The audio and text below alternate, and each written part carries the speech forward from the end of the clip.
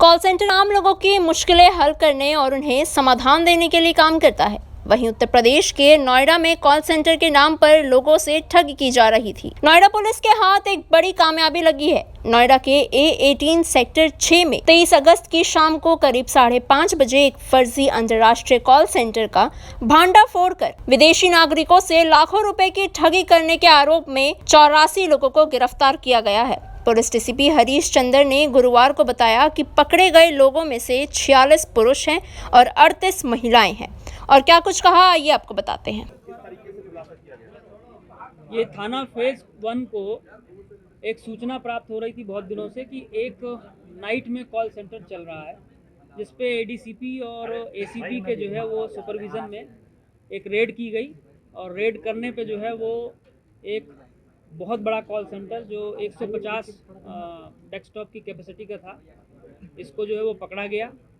इसमें 84 लोगों को हमने अरेस्ट किया है, जिसमें महिलाएं और पुरुष हैं। और ये रात्रि के समय चलता था। इनकी मोडस ऑपरेंडी ये रहती थी कि ये यूएस के सिटीजन्स के साथ फ्रॉड करते थे। यूएस के सिटीजन्स को एक यूनिक नंबर, जिसको सोशल सिक्योरिटी नंबर कहते हैं, वो दिया जाता है। और ये एक मैसेज के माध्यम से उनको, वॉइस रिकॉर्ड के माध्यम से उनको एक मैसेज डालते थे कि आपका सोशल सिक्योरिटी नंबर कंप्रोमाइज़ हो गया है और इसको अगर आपको जो है वो ठीक कराना है या इसको जो है वो कराना है, हेल्प चाहिए, तो आप जो है एक नंबर दबाइए। जैसे ही वो उसको प्रेस करते थे, वो कॉल इनके कॉल सेंटर में लैंड हो जाती थी एक सॉफ्टवेयर के माध्यम से। उसके बाद जो है वो ये उनसे बातचीत करते थे। इनके पास जो है उनका कुछ डिटेल रहता था और डिटेल के माध्यम से उनको कन्विंस करके ये बताते थे कि हम जो है सोशल सिक्योरिटी डिपार्टमेंट से बोल रहे हैं और अगर आपको हेल्प चाहिए तो आप यूएस मार्शल का यूज़ कर सकते हैं। और जो मार्शल के लोग होते थे वो भी इन्हीं के कॉल सेंटर के लोग होते थे। इस आधार पे ये लोग लगभग 25 से 30 लाख रुपए पर नाइट का जो है वो फ्रॉड करते थे। जो अकाउंट्स होते थे उस अकाउंट से जो है वो सारा पैसा साइफन ऑफ कर ब्रेक्स में साइफन ऑफ करते थे, जैसा कि जो है वो फ्रॉड कर पाते थे। और उस आधार पे बिटकॉइंस के माध्यम से या स्क्रैच कूपन के माध्यम से, जिसमें एप्पल का कूपन है या अन्य और जो कूपन है, उसके माध्यम से जो है ये फ्रॉड करते थे। 20 लाख रुपया इसमें जो है वो मौके से बरामद हुआ है कैश में, जो ये सैलरी के लिए लोगों को दे रहे थे। 84 लोग इसमें हमने अरेस्ट किए हैं। 150 कंप्यूटर्स इसमें जो है वो सीज़ किया गया है, जिसमें फोरेंसिक की और साइबर की टीम भी जो है वो इन्वॉल्व थी। और इसके अलावा क्रेटा गाड़ी भी जो है वो बरामद हुई है। इसमें अन्य एजेंसीज़ को भी इन्वॉल्व किया जाएगा और ये काफ़ी बड़े लेवल पे जो फ्रॉड हो रहा था, इसको फेज़ 1 की पुलिस ने बस्ट किया। टोटल कितने का फ्रॉड किया होगा इन लोगों ने? ये अभी जो है इसका अनुमान लगाना मुश्किल है, पर जो 30 से 40 लाख रुपए पर नाइट का है और 4 महीने से ये चल रहा था, तो उससे आप अनुमान लगा सकते हैं कि क्या इसकी एस्टिमेट होगा। इससे पहले भी कहीं चला रहे थे क्या? मंथली सैलरी मिलती थी। इससे पहले भी कहीं चला रहे थे? अभी तक कोई जानकारी ऐसी नहीं आई है। इसमें 2 लोग हैं, हर्ष और योगेश पुजारी, ये भी इसमें वांछित हैं, जो यहाँ के मास्टरमाइंड हैं। अब ये पकड़े जाएंगे तो इनसे और पूछताछ में चीज़ें निकल के आएंगी। सर, जो लोग काम करते थे उन्हें पता था कि वो गलत काम में उनको पता था, क्योंकि जो एक्सेंट यूज़ हो रहा है वो अमेरिकन एक्सेंट हो रहा है और बाकायदा जो लैंग्वेज और डिटेल्स हम लोगों को मिली है सॉफ्टवेयर के माध्यम से, उसमें वो एक्सेप्टेंस हो रहा है कि आपका सोशल सिक्योरिटी नंबर कंप्रोमाइज़ हो गया है और उसके लिए आप ये सर्विसेज का यूज़ करिए, तो इनको जानकारी थी। एफबीआई और इंटरपोल के भी कोई लोग पकड़े हैं वो कहाँ के रहने वाले हैं? ये इसमें दिल्ली के भी हैं, नॉर्थ ईस्ट के भी हैं, डिफरेंट स्टेट्स के हैं काफ़ी, पर मैक्सिमम मेजॉरिटी में जो है वो नॉर्थ ईस्टर्न स्टेट्स के लोग हैं इसमें। सर, एफबीआई और इंटरपोल भी इसमें जो कंसर्न एजेंसीज हैं उनको भी हम लोग जो है सूचित करेंगे। ये एक ही ब्रांच है या और भी चल रही है? अभी तक यही मिली है, अभी और जो है वो जानकारी जैसे ही आएगी उस पर भी हम लोग सर, आज जानकारी मिली कुछ अमेरिकन ऑफिशियल से भी बात हुई है इस मामले में, क्या वो इसी वो हम लोग अपने स्तर पे बातचीत कर रहे हैं। Thank you sir. आज एक डिजिटल प्रहलाद जी आई जो है जिसमें 84 लोग काम करते थे, वो मिला है। ये लोग इंडिया वालों के साथ फ्रॉड नहीं करते, इनका पूरा फ्रॉड यूएस सिटीजन्स के साथ है। जिस तरीके से इंडिया में आधार है और कई चीज़ें लिंक रहती है, यूएस में एक एसएसएन होता है, उसे कहते हैं सोशल सिक्योरिटी नंबर। पर हमारा आधार में ऐसा नहीं है, जितना एसएसएन जो है उसमें बहुत ज़्यादा डेटा होता है, हमारे आधार में इतना डेटा नहीं है कंपैरेटिवली। तो जो एसएसएन होता है उसमें आपका कई सारी चीज़ें लिंक होती हैं। आपका स्पेशली यूएस में हेल्थ इंश्योरेंस वगैरह काफ़ी इंपॉर्टेंस प्ले करता है, और नॉट जस्ट हेल्थ, सभी इंश्योरेंस। तो बैंक अकाउंट, इंश्योरेंस, आप सब आपके एसएसएन से लिंक होते हैं। एसएसएन होता है सोशल सिक्योरिटी नंबर। ये लोग पहले एक वॉइस मेल भेजते हैं नंबर्स पे, यूएस के फ़ोन नंबर्स पे।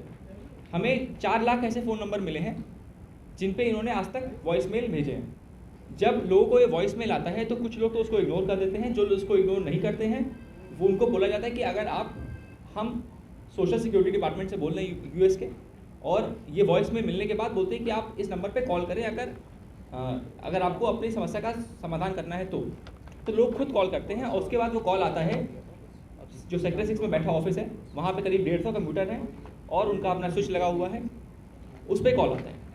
और यहाँ पे हर समय मतलब रात के समय में जो उनका टाइम है वर्किंग आवर्स है 8 से लेकर सुबह 4 बजे तक इन्हें कॉल आता है। ये लोग कॉल रिसीव करते हैं और US department of social security के नाम से ये लोग कॉल रिसीव करते हैं और बोलते हैं कि आपके इस एसएसएन नंबर से या तो ये लोन जुड़ा हुआ है या इतने सारे बैंक अकाउंट जुड़े हुए हैं, और फिर पूछते हैं कि आप क्या वाकई आपके एसएसएन नंबर से 15 अकाउंट जुड़े हुए हैं उदाहरण स्वरूप। बोलता नहीं मेरे पास तो केवल 2 या 3 ही अकाउंट हैं। तो ये लोग पूछते हैं कि देखिए आप आपका जो भी बैंक अकाउंट किस बैंक का नाम बता दीजिए, उसके अलावा वाले जो अकाउंट हैं उसको हम हटा देंगे। आमतौर पर लोग बोलते हैं ठीक है आप इसमें आगे कार्रवाई करिए। फिर ये बोलते हैं कि अगर आप क्या तो कोर्ट चले जाओ या हमारी मार्शल सर्विस यूज़ कर लो। तो इनका 2 स्टेज प्रोसेस है। पहला स्टेज प्रोसेस है जिसमें ये लोग कॉल रिसीव करने के बाद बोलते हैं कि हम डिपार्टमेंट ऑफ सोशल सिक्योरिटी से बोल रहे हैं, और हेल्प करने के लिए ये लोग कनेक्ट करते हैं बाद में यूएस मार्शल से। तो इनकी 2 सेपरेट टीम है, कुछ यूएस मार्शल्स की टीम है और कुछ सोशल सिक्योरिटी की टीम है। जैसे हम लोग भी कभी कस्टमर के कॉल करते हैं तो डिफरेंट स्टेजेस होते हैं, उसी तरीके से इन्होंने स्टेज बना रखा था। और उसके बाद ये लोग बोलते हैं कि अब हम आपकी मदद करेंगे, लेकिन उस मदद जब हम करेंगे आपको उसके बिनाम पर आप अपने जो बैलेंस आपके अकाउंट में है उस बैलेंस को आप या तो गिफ्ट कार्ड में कन्वर्ट कर लें या बिटकॉइन में कन्वर्ट कर लें, ताकि आपका पैसा आपके पास सुरक्षित रहे। हर गिफ्ट कार्ड में एक कार्ड कोड होता है। जैसे हम लोगों ने भी कभी कार्ड लिए हो अलग अलग वेबसाइट्स पे, तो उसमें एक कोड होता है, वो यूनिक होता है। अगर वो कोड किसी से शेयर कर दिया जाए तो वो पूरा पैसा निकल जाएगा। आप लोग सबने अमेजॉन गिफ्ट कार्ड शायद यूज़ किया होगा। जिस तरीके से आज से 15 साल पहले जब हम रिचार्ज करते थे तो हम स्क्रैच करते थे, अगर आपको याद हो तो, उस तरीके से एक स्क्रैच होता है इन गिफ्ट कार्ड्स पे भी। वो कार्ड नंबर ये लोग उनसे पूछते थे और उसके बाद मनी साइफन ऑफ कर लेते थे। हमने जब इनको पकड़ा तो उस रात ये लोग करीब 8-9 लाख का फ्रॉड कर चुके थे। 25 से लेकर 30 लाख से लेकर 40 लाख रुपए तक का फ्रॉड कर लेते थे। ये लोग रोज़ नहीं बैठते थे, ये लोग 2-3 दिन में एक बार किसी दिन बैठते थे। और यहाँ पे ये लोग पिछले 4 महीने से थे।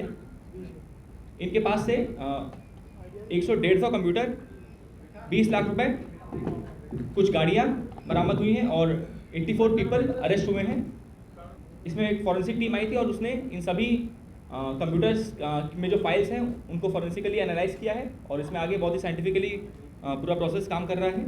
छापेमारी में पुलिस ने 150 computer system, 13 mobile phone, server में राउटर, 1 क्रेटा गाड़ी और 42 वर्क प्रिंटआउट और साथ ही साथ 20 लाख रुपए नगद बरामद किए। एडीसीपी ने बताया कि इस ठगी के मास्टरमाइंड्स अभी भी फरार हैं, लेकिन जल्द ही उन्हें भी धर दबोच लिया जाएगा। आइए आपको समझाते हैं कि इनके अपराध करने का तरीका क्या होता था। अपराधी द्वारा वीसी डायल सॉफ्टवेयर और आईबीएम डायलर का प्रयोग करके आईवीआर के माध्यम से इनके द्वारा डार्क वेब से निकाले गए अमेरिकी व्यक्तियों का डेटा लेकर अपराधी द्वारा अमेरिकी नंबरों पर security administration department of US से अपने आप को बताकर वॉइस मैसेज भेजा जाता था। बताया जाता है कि भेजे गए वॉइस मैसेज में दिए गए हेल्प नंबर पर जब अमेरिकी नागरिक द्वारा कॉलिंग की जाती तो उसके बाद वो कॉल वीसी डायल पर लैंड होता और फिर अपराधी द्वारा एक्सलाइट सॉफ्टवेयर का इस्तेमाल कर उनके बैंक अकाउंट से पैसों की ठगी की जाती थी। हमारे संवाददाता अजीत शाकिया ने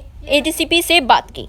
नोएडा में एक फर्जी कॉल सेंटर पर छापेमारी करी, पुलिस को एक बहुत बड़ी कामयाबी हाथ लगी है। उसी पे सब पे बात करने के लिए हमारे पास एडीसी मौजूद है हमारे साथ। सर, जो नोएडा में फर्जी कॉल सेंटर पे छापेमारी करी आपने, वहाँ से क्या क्या उस कॉल सेंटर में होता है? एक नोएडा में एक फर्जी कॉल सेंटर पकड़ा गया है जो यूएस सिटीजन्स के साथ ये लोग को ड्यूप करते थे। ये लोग पहले एक वॉइस मेल भेजते थे यूएस के नंबर्स को और उसके बाद बताते थे कि आपका एसएसएन कॉम्प्रोमाइज़ हो चुका है और आप इस नंबर पे कॉल बैक करें। जब कॉल आता था तो वो नोएडा में कस्टमर केयर सेंटर पर लैंड करता था और उसके बाद ये लोग बोलते थे कि अगर आपको अपना कैश का बैलेंस सिक्योर करना है तो उसको आप बिटकॉइन में और जो गिफ्ट कार्ड्स उनमें कन्वर्ट कर लिए और उसके बाद ये लोग उस मनी को साइफन ऑफ करते थे। जो कॉल नंबर्स इनको मिलते थे यूएस के, जैसे आप बता रहे हैं यूएस के, तो वो नंबर इनको कहाँ से प्राप्त होते थे? डार्क वेब से। अगर कोई भी हम कंपनी ओपन करते हैं उससे पहले पुलिस वेरिफिकेशन होती है, तो नोएडा में इतनी बड़ी बड़ी जब कंपनियां चल रही हैं, जैसे आपने बताया 150 सिस्टम लगे हुए थे, तो क्या उसकी पुलिस वेरिफिकेशन पहले से नहीं हुई थी क्या? नहीं, लगातार पुलिस वेरिफिकेशन चल रहा है और पिछले 3-4 महीने में करीब 30,000 अलग अलग तरह के सत्यापन किए गए हैं। लगातार सत्यापन प्रोसेस चलता रहता है। इस कॉल सेंटर को जो चला रहे थे, जैसे आपने बताया 2 लोग फरार हैं, उनको कब तक पकड़ा जाएगा और उन जल्दी- पर क्या कार्रवाई चल रही है? जल्द ही उन पर गिरफ्तारी सुनिश्चित की जाएगी। हमारी टीमें लगातार लगी हुई हैं। वहाँ से क्या क्या चीज़ बरामद हुई है, क्या क्या सामग्री बरामद हुई है? इनके वहाँ से 150 कंप्यूटर्स बरामद हुए हैं और साथ ही साथ 13 मोबाइल फ़ोन्स और 20 लाख रुपए कैश भी बरामद हुए हैं। अच्छा, जो लोग वहाँ से पकड़े गए हैं वो कहाँ कहाँ से हैं? मोस्टली आपने बताया जैसे नॉर्थ इंडिया से ज़्यादा लोग हैं। हाँ, ज़्यादा लोग नॉर्थ ईस्ट के, बाकी लोग दिल्ली के भी हैं, पंजाब के भी हैं। अच्छा, एजुकेशन कहाँ से होती है, उनकी भर्तियाँ इस कॉल सेंटर में कैसे की जाती थी? पीयर टू पीयर बेसिस पे लोग एक दूसरे को रेफर करते थे। चलिए, बहुत बहुत धन्यवाद। तो हमारे साथ एडीसीपी मौजूद थे, जिन्होंने नोएडा जो फर्जी कॉल सेंटर पे छापेमारी की उसके बारे में बताया, वहाँ से क्या क्या बरामद हुआ है उसके बारे में भी बताया। मैं अजीत शाह, आप देख रहे हैं जनहित टाइम्स, नोएडा।